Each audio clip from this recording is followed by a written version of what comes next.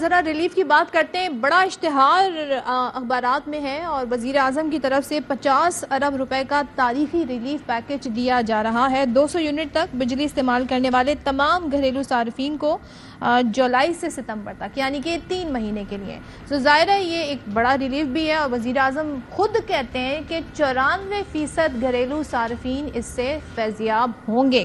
اب ساتھ ہی اب ایک اور خبر ہمارے سامنے ہے جو یہ بتاتی ہے کہ بجلی کے نرخ مزید بڑھانے کی منظوری دے دی گئی ہے. کمرشل صارفین جو ہیں ان کا پر یونٹ 77 روپے پڑے گا. تو اب آپ سمجھ لیں کہ 8 روپے اس میں بڑھا دی گیا. اب ایک عام دکاندار جب اس پہ یہ بوجھ پڑے گا، ظاہر ہے اس کی فیملی سفر کرے گی، وہ دکاندار کس پہ یہ بوجھ ٹرانسفر کرے گا؟ وہ عوام پر جو اس کا صارف ہے اس پہ. الٹیمیٹلی جو سارا بوجھ ہوتا ہے وہ ایک عام آدمی پر آ جاتا ہے کیونکہ سارے جو پیسے بڑھائے جاتے ہیں وہ عوام سے وصول گئے. تو یہ حسن، یہ نواز شریف صاحب کی کمانڈ پہ پھر یہ ریلیف ملا ہے، یہ سمجھیں. اور پھر یہ جو پیسے بڑھے بجلی کے نرخ 77 والے، یہ کیسے بڑھ گئے؟ تو آئی ایم ایف نے شروع سے کہہ رہی ہے کہ جو کمرشل صارفین ہیں ان کے اوپر آپ بجلی کے جو فی یونٹ اتنا کریں، وہ تو وہاں پر پرائسز تو آئی ایم ایف کی ڈکٹیشن کے اوپر بڑھائی جا رہی ہیں کیونکہ آپ نے ریکوریز کرنی ہے. آپ کے جو سرکولر ڈیٹ ہے وہ کہاں تک پہنچ چکا ہے. لیکن دیکھیں یہ تو بات کم از کم کریڈٹ مانے گورنمنٹ کا کہ 50 ارب روپے کی سبسڈی دی ہے.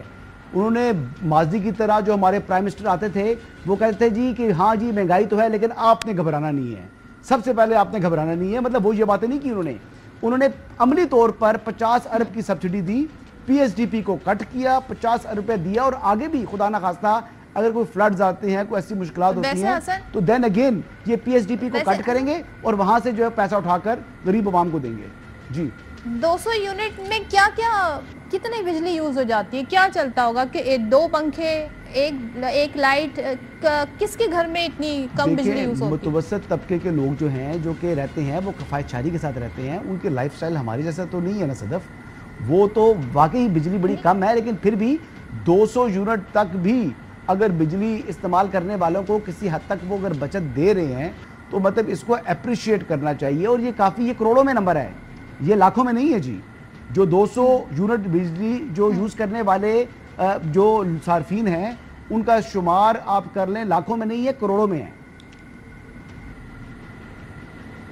لیکن بھائی چودھری صاحب آپ اس پہ کیسے کامنٹ کریں گے کہ جو یونٹ بڑھانے کی منظوری دی گئی ہے، 8 روپے فی یونٹ بڑھا دیا گیا ہے کمرشل صارفین کے لیے، تو آپ سمجھتے ہیں جب اتنے سارے لوگوں کو ریلیف دے رہے ہیں تو پھر یہ منظوری دے کے پیسے بڑھانے کی ایک طریقے سے ہم یہ دیکھ رہے ہیں کہ وہ ریلیف جو ہے اس کا فائدہ ہو پائے گا، مل پائے گا کہ نہیں؟ ایکچولی اگر کسی غریب کو کچھ بھی ریلیف ملتا ہے تو ہم تو اس کی حمایت کریں گے.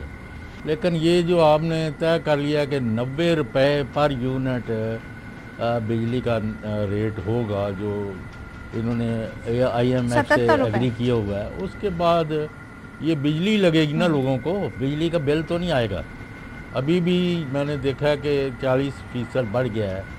یعنی عام جب بھی کوئی بندہ بات کر رہا ہے نا جس کا 100 آ رہا تھا 140 آ رہا ہے. یعنی دس از اے جنرل انفارمیشن. تو یہ بہت خوفناک ہے اور ابھی 2-3 مہینے بڑے برے ہیں. تو ہر معاملے میں اس طرح کا جو قیمتوں کا بہت زیادہ بڑھ رہی ہے، مہنگائی اس کی وجہ سے بڑھنی ہے اور مزید بڑھنی ہے اور بہت سارے مسائل پیدا ہو رہے ہیں.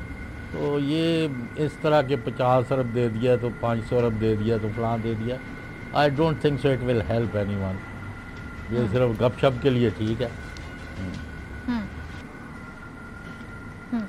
حیدر نقوی صاحب آپ اس پہ کامنٹ کرنا چاہیں گے؟ یہ واقعتاً ریلیف ہے 50 ارب روپے کا پیکج جسے حسن کہہ رہے ہیں، اسے سراہنا چاہیے.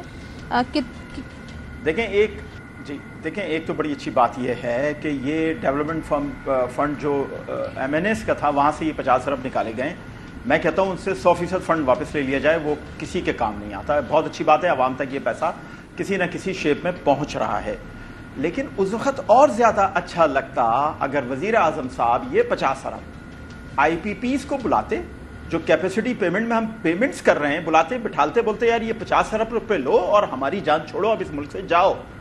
اگر یہ آئی پی پیز اس ملک سے چلی جاتی ہیں، کیپیسٹی پیمنٹ جو بل میں اتنا بڑا لکھا ہوا آتا ہے، جو ایک بڑا ٹیکس جا رہا ہے، وہ پیمنٹ اگر زیرو ہو جاتی ہے تو آپ کا آٹومیٹکلی ٹیرف گر جاتا ہے، آپ کا ریٹ کم ہو جاتا ہے. और इससे फिर 3 महीने नहीं, फिर 300 साल तक आप पाकिस्तानी कौम को फायदा दे सकते हैं।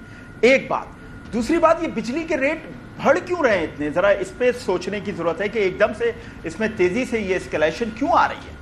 देखिए, परवेज मुशर्रफ साहब के दौर में पेट्रोल जब महंगा होना शुरू हुआ तो सीएनजी को बहुत हाई स्टैंडर्ड पे इंट्रोड्यूस करवाया गया ताकि वो एक ऑल्टरनेट रिसोर्स बने, एक ऑल्टरनेट एनर्जी सोर्स बने। अब बिजली के जो बिल इस कदर बढ़ रहे हैं या बिजली के जो खर्चे इस कदर बढ़ रहे हैं या पेमेंट्स इस कदर बढ़ रही हैं, पाकिस्तान की इंडस्ट्री में सोलर को इंट्रोड्यूस करवाया जा रहा है as on the larger scale कि पूरा पाकिस्तान इस सोलर से फायदा उठा सके और इसको इस्तेमाल कर सके। इसलिए अब बहुत जरूरी है कि आप जब इस सोलर की टेक्नोलॉजी को हर घर तक पहुंचाना चाहते हैं तो आपको बहुत ऑर्गेनाइज्ड अंदाज में काम करना होगा। ऐसा ना हो कि इसमें भी, क्योंकि सीएनजी इसलिए नाकाम हुई, इसमें माफियाज घुस गई थी, ऐसा ना हो कि इसमें भी माफियाज घुस जाएं, इसमें भी वो सारे लूटमार करने वाले घुस जाएं जो बरसों से हमारे ऊपर मुसल्लत हैं और उनसे हमारी जान नहीं छूटती है। हर दफा बड़े बड़े ऑपरेशन होते हैं, उन माफिया से जान नहीं छूटती तो उनसे जान छूटे। जी जी, सोलर के पीछे कौन है जो और कीमतें कौन बढ़ाने वाले हैं इसके पीछे?